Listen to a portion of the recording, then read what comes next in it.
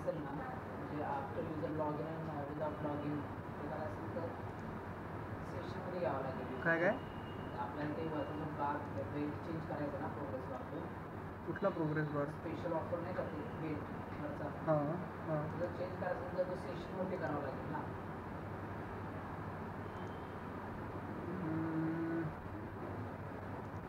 बघायला लागेल. सेशनवरती नाही, मला असं वाटतं की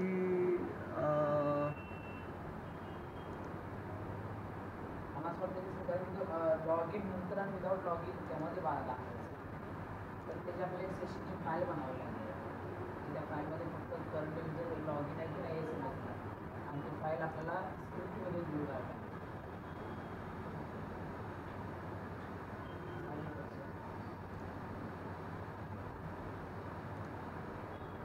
थोडा विचार करू त्याच्यावरती, एकदम हॅपॅझर्डली डिसिजन नको घ्यायला. ते करून दाखवू तुम्हाला. पण जीएसमध्ये जे आपण पीएचपी फाईल इन्क्लूड करणार ते ओपन करता येते का? जीएसमध्ये पीएचपी फाईल इन्क्लूड करत